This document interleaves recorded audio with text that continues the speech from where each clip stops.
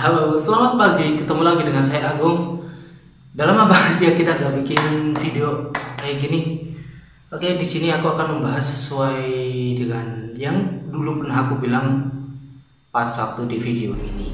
Wih, pulangnya malam terus, lembur terus, gajinya gede. Atas ini. Iya, Atau kalian doain. bisa cek di deskripsi di bawah. Ya, aku akan membahas tentang yang namanya Mengkyok atau SIM.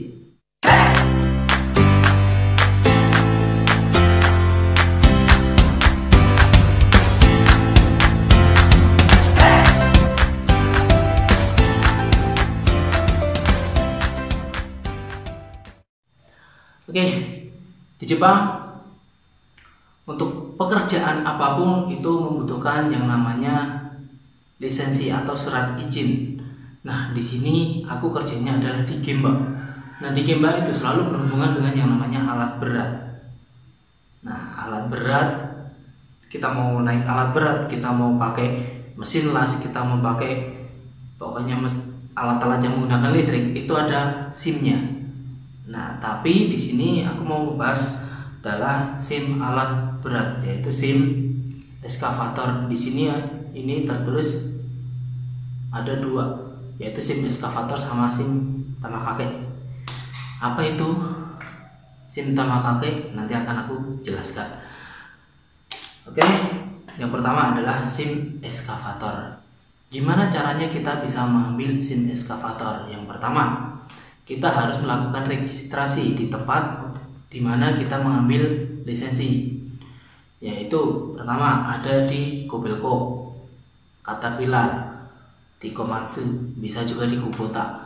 Nah, kebetulan saya mengambilnya ada di Kobelco. Ini ada bukunya. Nah, sebelum kita memulai untuk praktek pengambilan SIM, kita registrasi. Awalnya kita registrasi dulu. Terus setelah itu nanti kita akan ada kelas. Nah, di kelas itu kita mempelajari buku ini, yang nanti ini akan dijadikan acuan untuk ujian tertulis.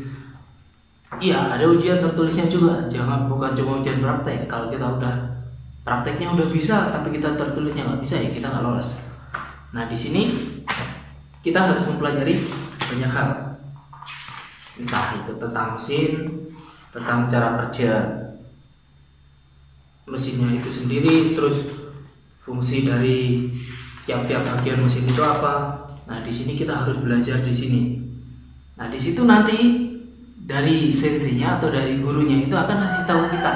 Nanti yang akan digunakan sebagai jawaban adalah di sini. Makanya di situ hal-hal pentingnya kita suruh buat garis bawahi, atau di sini saya arti pakai stabilo. Ini yang akan menjadi jawaban di ujian tertulis. Nah, terus ada lagi nih di bagian belakang. Pokoknya di sini kita itu dikasih waktu selama 3 hari. Jadi 1 hari full, 1 hari setengah.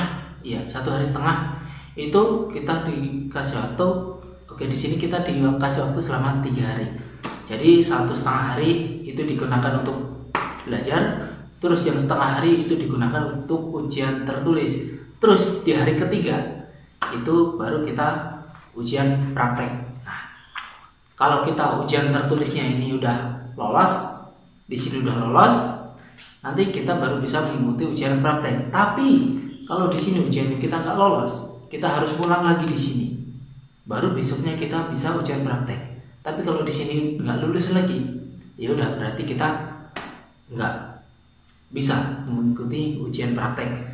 Nah, kebetulan proses saya mencari SIM ini dengan teman-teman saya ada 3 orang Indonesia semua, dan yang lain di kelas itu adalah orang Jepang. Nanti kalian bisa cek videonya di sini, atau kalian nanti bisa cek di description box di bawah ya. Ya, di situ ada gampang susah. Lebih banyak susahnya nih. Kenapa? Ya kalian lihat aja. Nih, tulisannya kanji semua. Kita harus belajar dengan tulisan yang seperti ini yang kita nggak paham, dan kita harus maksa diri kita itu biar ngerti apa maksud dari ini. Nah, kita bahasanya bisa, tapi kalau kita nggak bisa bacanya, ya percuma aja, ya kan? Terus setelah 1 hari, 2 hari, oke, Oke, belajar beres, terus dilakukan ujian tertulis. Nah, di ujian tertulis itu kurang lebih ada 100 soal. Ada 100 soal. Nah, di situ kita harus benar minimal itu 80%. Kalau di bawah itu kita akan gugur. Nah, alhamdulillah saya dan teman-teman saya itu lolos. Ya nggak tahu ceritanya gimana, tapi yang jelas kita bisa lolos. Terus setelah itu kita ujian praktek. Nah, di ujian praktek itu kita cuma mindahin tanah, kita ambil, terus kita nanti ada kayak penghalang gitu, kita jangan sampai nyentuh, itu kita lihatin atasnya, terus kita pindah tanahnya. Nanti kalian bisa cek di video di atas sini apa di sini atau di deskripsi di bawah, nanti saya taruh linknya.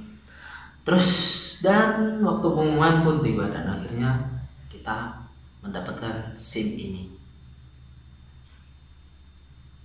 Ya apa ya, ini buat bukti bahwa orang Indonesia pun di negara lain bisa apa ya, bisa benar-benar ikut bersaing gitu.